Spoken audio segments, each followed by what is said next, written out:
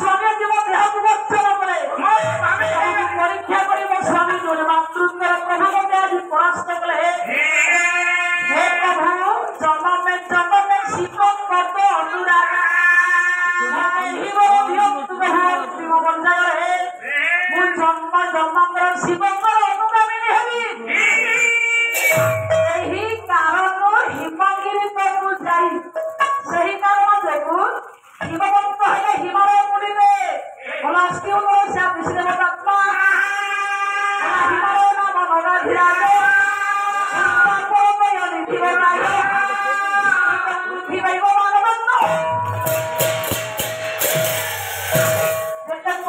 ସବୁଠୁ ବଡ ପର୍ବତ ରାଜା ଆଜ୍ଞା ଶ୍ରେଷ୍ଠ ହେଲେ ହିମାଳୟ ହିମାଳୟ ତ ଆମର ଗୋଟେ ପର୍ବତରୁ କଣ ଆଜ୍ଞା ଜନ୍ମ ହେଲେ କି ଆଜ୍ଞା ପାର୍ବତୀ ହିମାଳୟର ପାଦ ଦେଶରେ ହିମବନ୍ତଙ୍କର ପୁଣିତ ରାଜ୍ୟ ହିମବନ୍ତଙ୍କର ପତ୍ନୀ ହେଲେ ମେନା ଏହି କାରଣ ହିମଗିରିକୁ ଯାଇ ଜନମୀ ରହି ପାର୍ବତୀ ତାକୁ ପାଇ ରାଜାଙ୍କର ମୁଣ୍ଡିଆ ମାରି ନମସ୍କାର କରି କହିଲେ ପ୍ରଭୁ ମୁଁ ୟା ପରବର୍ତ୍ତୀ ମୁହୂର୍ତ୍ତରେ ଭଗବାନ ଶିବଙ୍କର ପତ୍ନୀ ହେବି ଆଜ୍ଞା ସେଇ ଭଗବାନଙ୍କୁ ଯେତେବେଳେ ଶେଷ ମୁହୂର୍ତ୍ତରେ ମୁଣ୍ଡିଆ ମାରିଥିଲେ ସେହି କାରଣ ଯୋଗୁଁ ଆଜି ମା ସତୀ ହିମବନ୍ତଙ୍କ ପୁରରେ ପାର୍ବତୀ ରୂପରେ ଜନ୍ମ ହୋଇଛନ୍ତି ମେନାଙ୍କ ଗର୍ଭରୁ ପାର୍ବତୀ ଜଣୁ ଉଚ୍ଚପତି ନାମ ନେହୁଲା ପାର୍ବତୀ ସେଠି ସିନା ଆଜ୍ଞା ଚକ୍ରରେ ଅଗ୍ନି କୁଣ୍ଡରେ ମଧ୍ୟ ଦମ୍ଭ ହୋଇକି ଆଜ୍ଞା ହତ୍ୟା କଲେ ଏଠି ଆଜ୍ଞା ବରଫ ଫ୍ୟାକ୍ଟ୍ରିରୁ ବାହାରିଲେ ମା ସେଇଥିପାଇଁ ମୋର ପଣ୍ଡିତ ମଣ୍ଡଳୀ ମଣିଷ ଶେଷ ମୁହୂର୍ତ୍ତରେ ଯାହା ଭାବେ ଆଜ୍ଞା ଜନ୍ମ ହେଲା ବେଳେ ସେଇରେ ପୁଣି ଜନ୍ମ ହୋଇଥାଏ ଏମିତି ନା ଆପଣ ଶେଷ ମୁହୂର୍ତ୍ତରେ ଯାହା ଭାବିଥିବେ ପୁଣି ଜନ୍ମ ହେଲା ପରେ ସେଇ କଥା ପାଇବେ ମୁଁ ଯେତେବେଳେ ଜନ୍ମ ହେଇଥିଲି ଯେତେବେଳେ ମଲି ସେତିକି କହିଲି ପ୍ରଭୁ ମୁଁ ଆଉ ଥରେ ପାଲା କରିବି କାହିଁକି ନା ଆଜ୍ଞା ପଣ୍ଡିତ ଆଜିର ଯଦି ଆପଣଙ୍କୁ ସଜା ଦିଆଯାଇଛି 12 ବର୍ଷ ଜେଲ ପାଇଁ କହନ୍ତି ଶେଷ ଇଚ୍ଛା କଣ କୁହ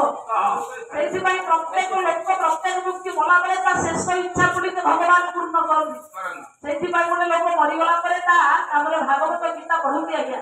ବିଷ୍ଣୁଙ୍କର ଆଜ୍ଞା କହିଲେ ଆସିଲେ ବୋଲାଏ କଣ ମଙ୍ଗଳା ବେଳେ ସେ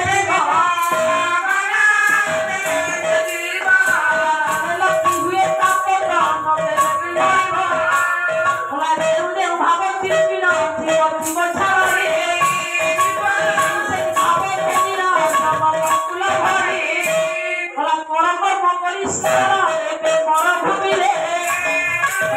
ବୁଦ୍ଧି କଲେ ଅର୍ପଣ ହେ ସଂଯମ ମିଳେ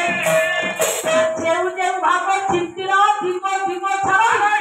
ସେହି ଭାବ ଘେନିର ଜନମକୁ ଲଭ ସେଥିପାଇଁ ପଣ୍ଡିତ ମଣ୍ଡଳୀ ମଣିଷ ଯାହା ଭାବିଥାଏ ପୁଣି ସେଇ ଭାବରେ ପୁଣି ଜନ୍ମ ହୋଇଥାଏ ଯେମିତିକି ମା ପାର୍ବତୀ ସତୀ ରୂପରେ ସିନା ଜନ୍ମ ହେଲେ କିନ୍ତୁ ପାର୍ବତୀ ରୂପରେ ଜନ୍ମ ହେଲେ ଭଗବାନ ବ୍ରହ୍ମା କହିଲେ ଦେବତା ମାନଙ୍କୁ ତମେ ଯଦି ଗୌରୀ ପ୍ରତି ଶିବ ମନ କରାଅ ପ୍ରବଣ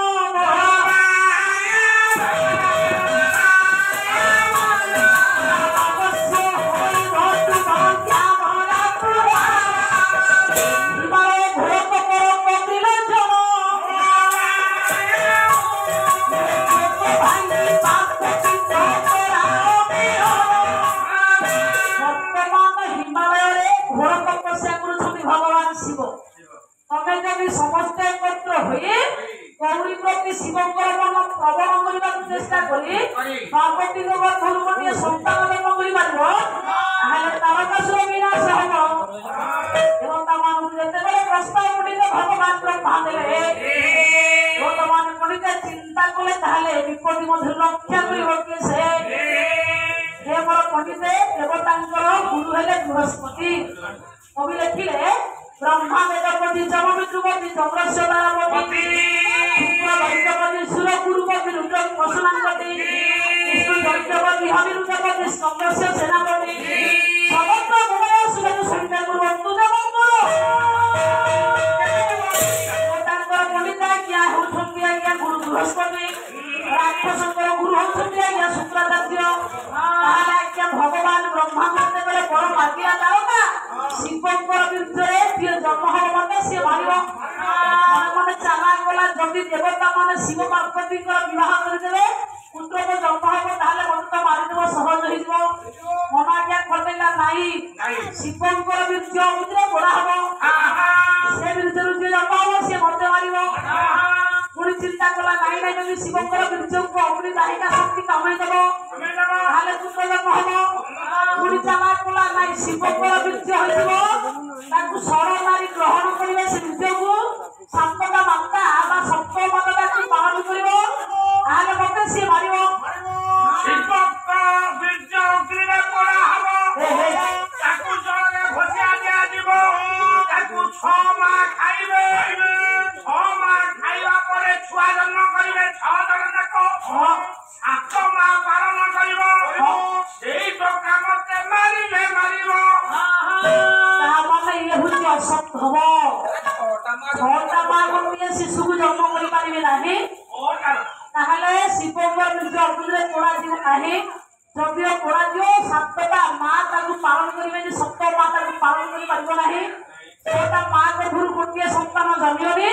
ତାମାନେ ମୁଁ ଅମର ହେଇଗଲି ରେ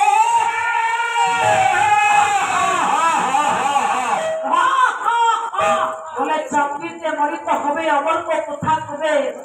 চির স্থির নহে ভবে হায়রে মন পাবর ভুলনা ভায়ে ভজ চৈত্র নিতাই তাপ পাপ নাহি কোড়াইব জীব কাহে কেবল বলিতে যাবত জন্মত তাবত মরণম তাবত জননী যথরে শয়নম ইতি সংসার উদয় দোষ অর্থ